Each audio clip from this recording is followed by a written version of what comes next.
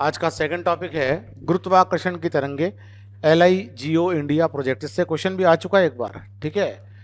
गुरुत्वाकर्षण की तरंगों से एक बार 2019 के अंदर शायद एक बार क्वेश्चन आ गया था। जरा देखते हैं ये क्या है। हाल ही में भारत सरकार ने क्या किया है, 7 साल की सैद्धांतिक मंजूरी दी है किसको, laser interferometer gravitational wave observatory. ये एक परियोजना है, ठीक है। परियोजना का नाम क्या है, laser interferometer gravitational wave observatory.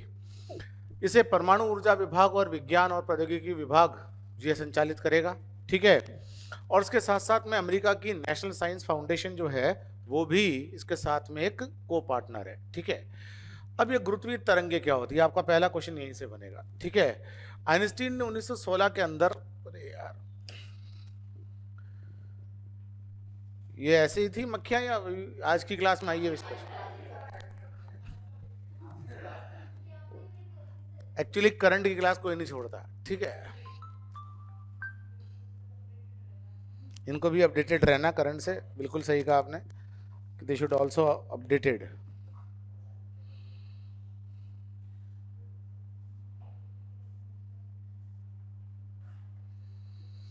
हाँ भाई, अब बात करते हैं गुरुत्वाकर्षण की जो तरंगे है, ये क्या करती है।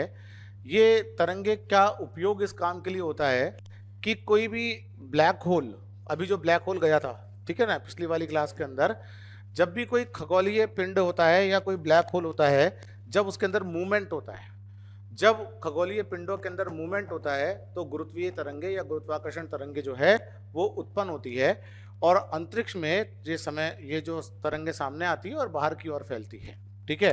तो गुरुत्वीय तरंगों की खासियत क्या है, ये किसका पता लगा सकती है, देखिए ये भी ब्लैक होल्स का पता लगा सकती है कि नहीं लगा सकती है, ठीक है। और जब भी खगोलीय पिंडों के बीच में मूवमेंट होता है तो ये मूवमेंट जो है उसका पता लगाने के लिए गुरुत्वीय तरंगों का उपयोग किया जाता है। आगे देखिए कि एक प्रयोगशालाओं का एक, अब ये LIGO क्या है, LIGO एक विभिन्न प्रकार की प्रयोगशालाओं का एक नेटवर्क है, ठीक है। ये क्या है, एक अंतरराष्ट्रीय नेटवर्क है जो कई प्रकार की प्रयोगशालाओं का है। ये प्रयोगशालाएं करेगी क्या, ये प्रयोगशालाएं इस एक काम करेगी कि गुरुत्वीय तरंगों के माध्यम से खगोलीय पिंड के मूवमेंट्स जो हो रहे हैं उन मूवमेंट्स का ऑब्जर्वेशन करेगी और उन ऑब्जर्वेशन से निकलने वाले निष्कर्षों से कहीं ना कहीं आगे उसका डेवलपमेंट में यूज करेगी। ऐसी पहली तरंगे जो है गुरुत्वाकर्षण तरंगों की खोज कब की गई, सबसे पहले खोज की गई इसकी 2015 में, ठीक है। और ये 2015 में जब अमेरिका में इसकी खोज हुई तो जो भौतिक पुरस्कार इसका मिला था वो 2017 में इसी काम के लिए मिला था। अब ये जो परिचालन हो रहा है LIGO का, ये होगा संयुक्त राज्य अमेरिका के अंदर, और संयुक्त राज्य अमेरिका के अंदर के अलावा इस प्रकार की अन्य वेधशालाएं, केन्या, वो राशि होती है ना कन्या, उसको कर दिया इन्होंने वर्गो, देखा होगा ना आपने राशि, है ना, मेष राशि, तुला राशि, ठीक है, वो वाली राशि यही है। तो एक केन्या में एक वेधशाला इस प्रकार की है और एक जापान में है। अब देखिए जी, आपके पास जो इससे क्वेश्चन बनता है, सबसे पहले तो गुरुत्वाकर्षण की तरंगे किसे कहते हैं, पहला क्वेश्चन तो ये बनता है।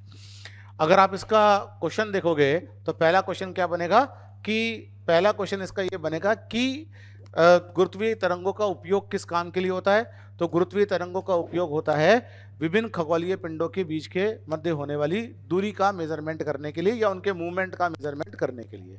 दूसरा, ये जो LIGO है ना, LIGO, इसका वेधशालाएं कहाँ कहाँ पर है। ये वेधशालाएं आपको देखने को मिलेगी संयुक्त राज्य अमेरिका के अंदर, और एक देखने को मिलेगी इटली के अंदर, है ना, एक देखने को मिलेगी कागरा में, जापान में देखने को मिलेगी। तो दुनिया भर में 4 इस प्रकार की परियोजनाएं हैं, एक बात। दूसरी बात ये देखने को मिलेगी, देखना चाहिए आपको क्वेश्चन में, कि इस परियोजना का कार्यतंत्र कैसे काम करेगा। कार्यतंत्र काम करने का तरीका क्या है, इसके अंदर 2 वैक्यूम कक्ष होते हैं, है ना। इसके अंदर क्या होता है, 2 वैक्यूम कक्ष होते हैं और 2 मिरर्स होते हैं जो ऐसे एक दूसरे से 90 डिग्री के एंगल पर होते हैं, ठीक है। ये देखो 2 मिरर है जो एक दूसरे से कितने एंगल पर है भैया, 90 डिग्री के एंगल पर है।